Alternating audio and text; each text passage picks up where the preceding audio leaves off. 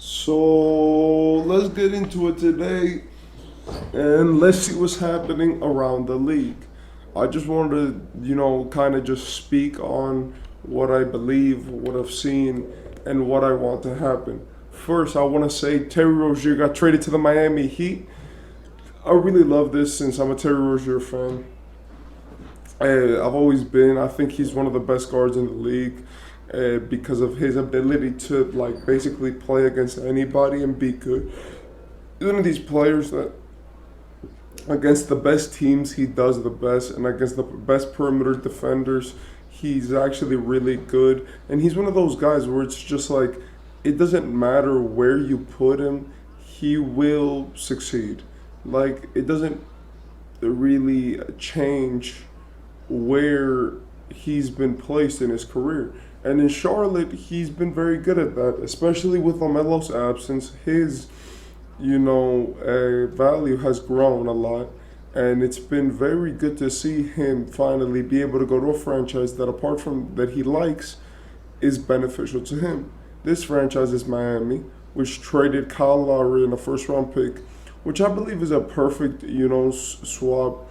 Kyle Lowry is a veteran point guard. He's good, but his contract is big enough to the point where Charlotte gets to free up some cap space, buy him out and get him to a team which wants him, probably trade him or something, or even if they just buy out his contract is going to help because that's exactly what they want to do. And on the other hand, for the Miami Heat, you get to have this guy on your roster, which, apart from giving you bucket getting and a playmaker, finally gives you a solid point guard. I know that there's been a lot of concerns with. I do believe that this trade makes the Miami Heat much better. I do believe that this group will benefit greatly from having an actual point guard on the roster. And I do believe that having somebody who can play, make, assist, but also score is really good because the Miami Heat, the thing that they have the most is defenders. And Terry Rozier is a hustle guy. He's not trash, and he's actually strong. So him being on the roster, I believe, and replacing Kyle Lowry adds a good element, as they've always needed that ball handler that can pass and score at the same time, but not Tyler Hero, because Tyler Hero, they need him just to straight score. Apart from all of this, I do believe that he complements the team very well in terms of his mentality. He's one of these, like, I'm going to go out there, I'm going to kill, I'm going to make as much as I can with my opportunities, and I'm always going to be effective and try to win. We've seen this season that the Hornets have actually won games against some really tough teams, even beating the Timberwolves when Cat scored 44 at the half. And a big reason why all these things happen is because of a guy like Terry Rozier being able to be so present and so effective. This season, Terry Rozier has actually been on a tear, but since nobody talks about the Hornets, it's just going unnoticed. He's been averaging 23 points on 46% from the field, 36% from three, and 6.6 assists, 7 assists, and 4 rebounds, with a steal, meanwhile only having 2.2 turnovers. Apart from this is a dude who's played 30 games this season, which I think it's the most that you can play, and has been really taking over for a franchise point guard who's missed 10 games this season. So when you're going and you're having these games and you're having these performances which are conducive to wins and are making your team better, especially when your star players aren't there, that sounds like a great guy to have on the Heat. Because as we all know, as much as the Heat love basketball and as much as they really try, their regular seasons are meant for the playoffs. Like everything that the Heat do is just so that they can win in the playoffs, because they don't really care about being like the Celtics every season where they win 30 to 40 games just in the first 3 quarters of the year. The Celtics sit at 32 wins. They're the best in the NBA. The Heat don't really care about that. They're more of we could be the 7th seed, but as long as we get to the finals, we're going to be amazing. And I do believe that Terry Rozier complements that perfectly. Apart from this, I would also want to say that this is good due to the fact that we can see a clear move here by Miami, which is good because Miami have been one of the worst teams at just getting trades and getting stuff to happen with their franchise. I'm a Miami fan, and we've been rumored to have every single big free agent in the league for the past like 5 years now, and the last one that we got was LeBron James, which is obviously more than enough. He got us two championships, 4 years to the finals, and we got Jimmy Butler too, which is still on the team. But like we get rumored for every single person who comes out to free agency, and even people who don't, any inconvenience, first it was Trey Young, then it was Joel Embiid last season. You know what I'm saying?